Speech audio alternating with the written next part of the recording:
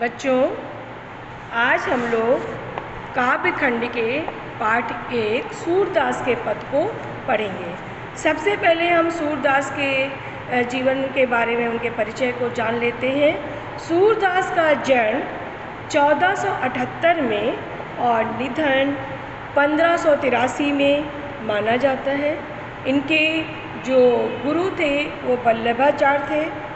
सूरसागर, सूरदास की 3 रचनाएं हैं, सूरसागर, साहित्य लहरी और सूरसारावली, जिसमें कि उनकी जो रचना है सूरसागर, वो उसको सर्वाधिक लोकप्रियता मिली है। सूरदास मूलतः वात्सल्य और श्रृंगार के वो कवि माने जाते हैं, श्रृंगार रस के कवि माने जाते हैं। श्रृंगार रस क्या है? श्रृंगार रस में नायक और नायिका का मिलन होता है।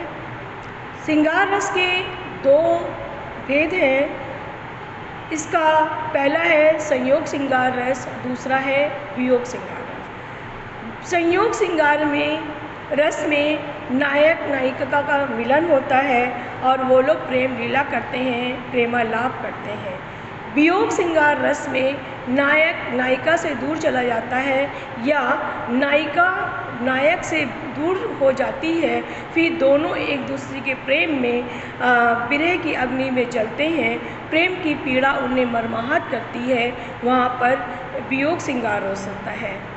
जो पाठ है सूरदास के जो पद है, ये सूरसागर के भ्रमर गीत में संकलित है और इसमें श्री कृष्ण जब अक्रूर जी के साथ मथुरा चले गए हैं और मथुरा गमन जब श्री कृष्ण का हो गया है और गोपियाँ उनके वियोग में, गोपियों ने अपना खाना पीना सब छोड़ दिया है, दिन रात वो श्री कृष्ण के नाम की रट लगाए रहती हैं, तब श्री कृष्ण ने अपने जो घनिष्ठ मित्र हैं उद्धव, उनको समझाया, उनसे कहा कि आप तो निर्गुण ब्रह्म और निर्गुण ईश्वर के बहुत ही बड़े उपासक हैं, ज्ञानी हैं, आपको उनके बारे में पता है और आप योग साधना के भी तत्व को जानते हैं।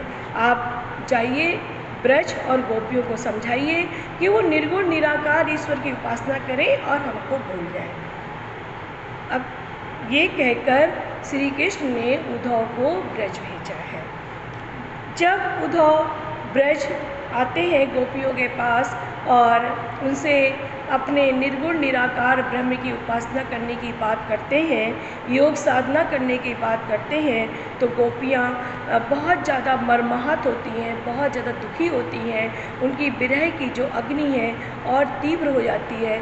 फिर वो उद्धव पर व्यंग करती हुई उनका उपहास उड़ाती हैं। इस प्रकार गोपियों ने उद्धव के उद्धव ने उनको प्रेम तत्व को अपने निर्गुण मार्ग में बदलने का जो उपदेश दिया था, गोपियों की बात सुनकर उद्धव निरुत्तर हो जाते हैं और गोपियाँ उद्धव को उनकी बातों को सुनने से अस्वीकार कर देती हैं। इस प्रकार से ये जो पाठ है, अभी हम लोग इसको पढ़ेंगे, समझेंगे।